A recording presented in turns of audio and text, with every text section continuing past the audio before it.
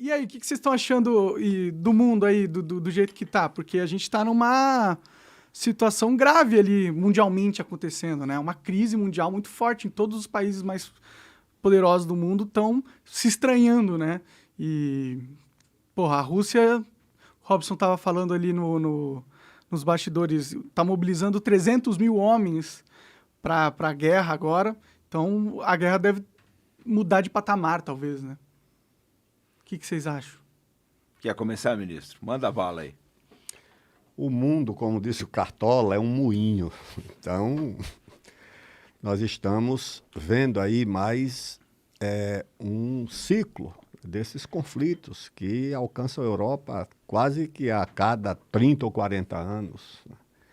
A Europa é um continente de muita instabilidade, né? Há 400, 500 anos que vem assim, desde as chamadas guerras dos 30 anos, né, que a Europa faz e refaz suas fronteiras pela guerra.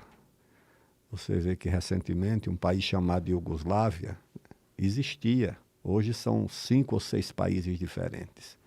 Há 30 anos a Alemanha eram 2. Hoje é uma só. A Tchecoslováquia era um país. Hoje são 2 países.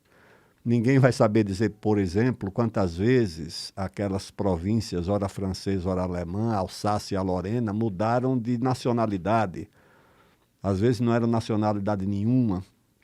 Então isso é a Europa. Então não pode surpreender o que está acontecendo entre a Rússia e a Ucrânia. É a reprodução desses conflitos. A própria Rússia já passou por quantas guerras? Quantas vezes foi invadida? Quantas vezes teve a sua soberania violada? Então, eu acho que, em primeiro lugar, não pode nos surpreender.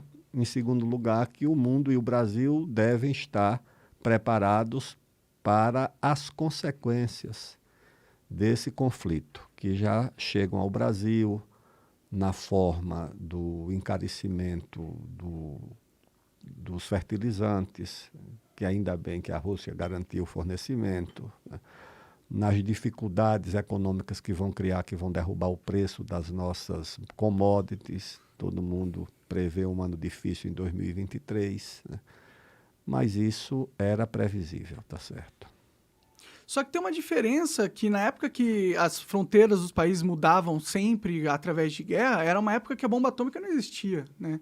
Depois que a bomba atômica foi inventada, meio que as grandes potências meio que se limitaram de conquistar novos territórios, tá ligado? A única grande potência que...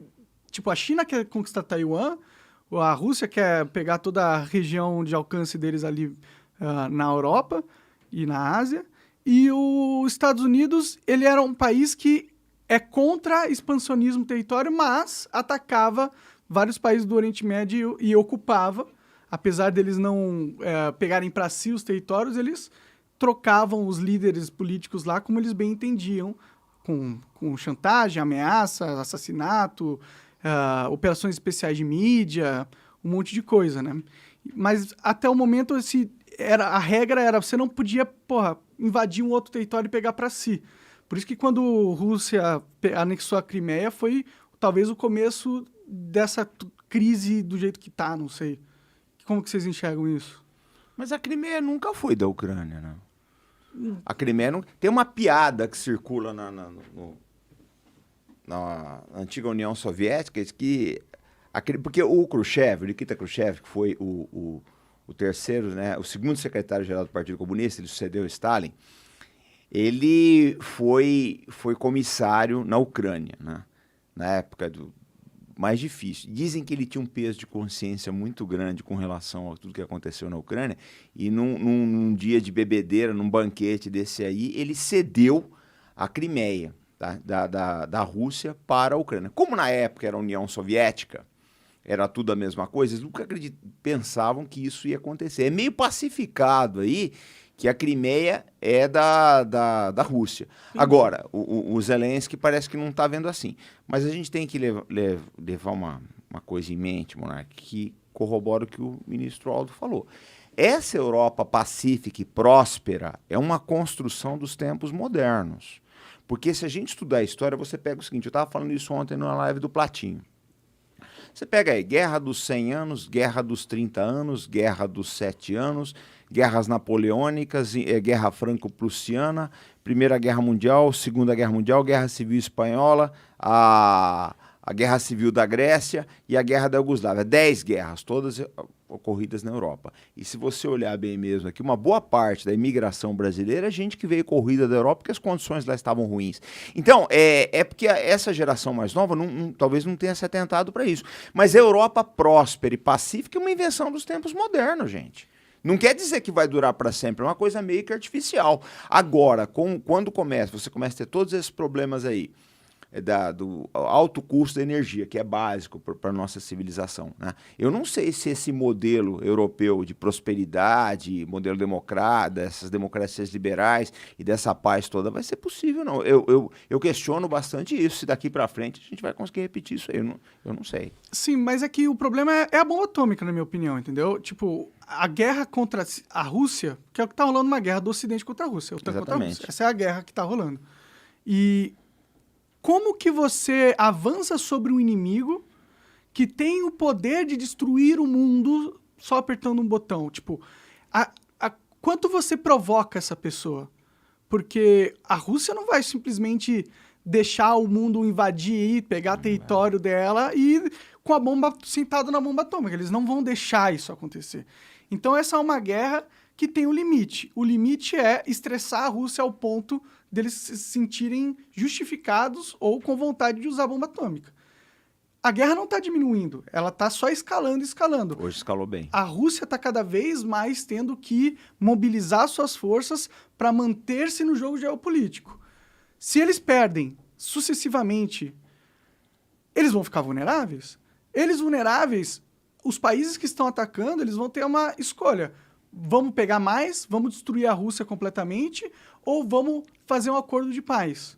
Não parece que a galera vai querer fazer um acordo de paz. Eles vão querer tirar a Rússia da jogada para sempre. A Rússia tem a bomba atômica. E aí? Por que a gente não está indo para uma catástrofe agora, tá ligado? O que impede da gente estar indo para uma catástrofe?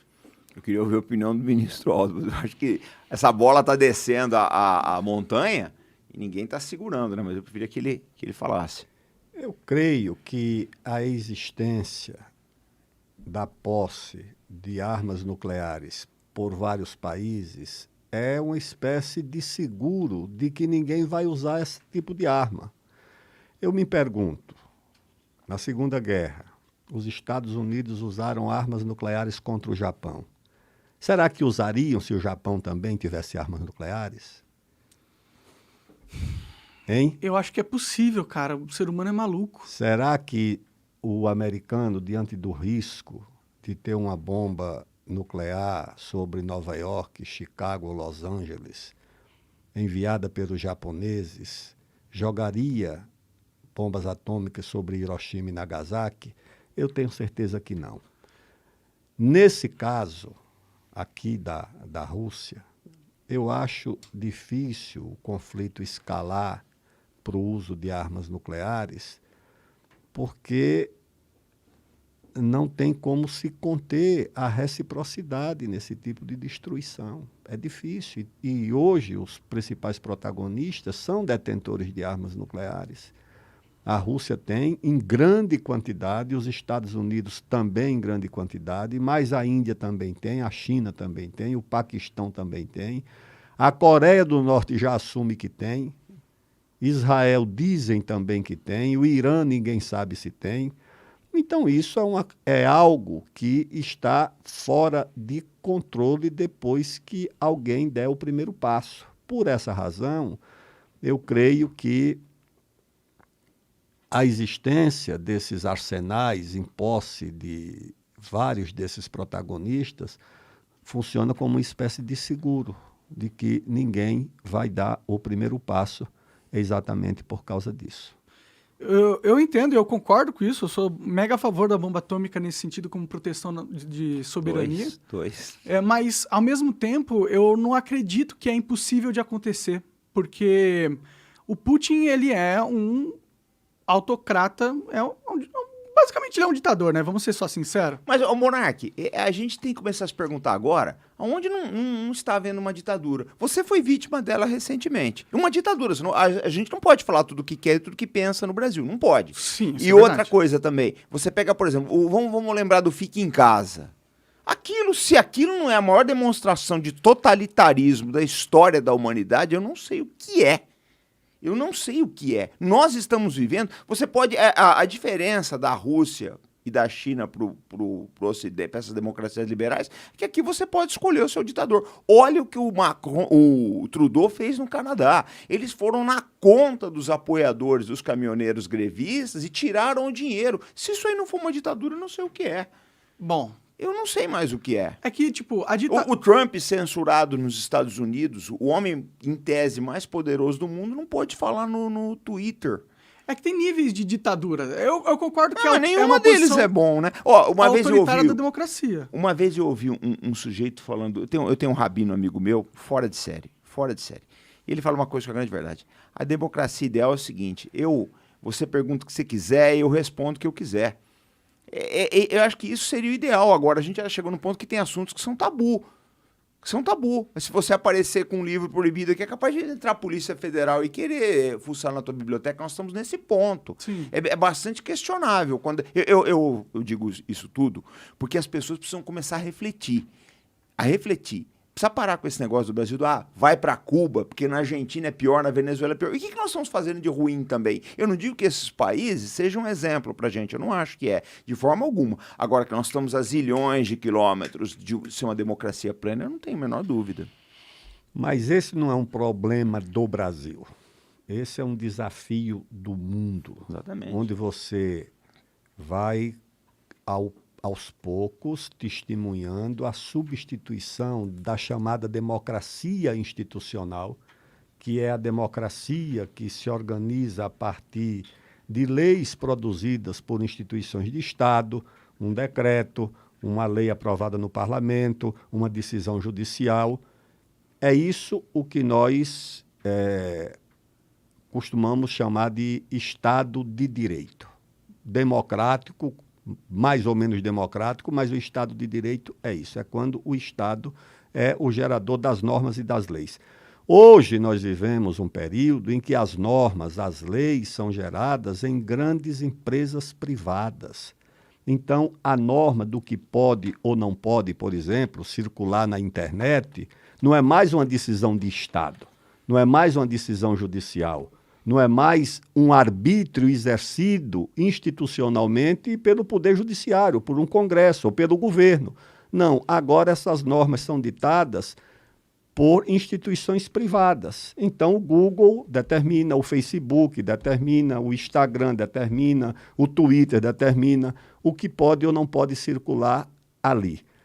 É claro que há coisas que circulam, de fato, né, que são absurdas, mas é a empresa que deve decidir ou é uma norma, uma lei, o Estado? É essa a confusão que, infelizmente, está estabelecida. E aí você dividiu o mundo entre o que é mais ou menos autoritário, tá certo? Não é uma coisa simples hoje em dia, porque você diz, mas a China é uma ditadura, é um regime ditatorial.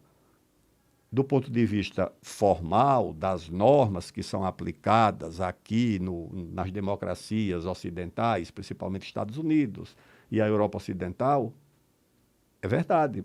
Mas para o chinês, o critério é exatamente outro, tá certo? Eles não acham que vivem debaixo de uma ditadura. Por quê? Porque eles reúnem o critério da seleção de quem dirige, não é apenas a eleição. Aqui no Brasil é basicamente a eleição. Qualquer um pode ir para uma eleição porque partido não seleciona mais ninguém. Qualquer um que se inscreva no partido ou que compra uma legenda vai concorrer. Nós perdemos o critério da seleção.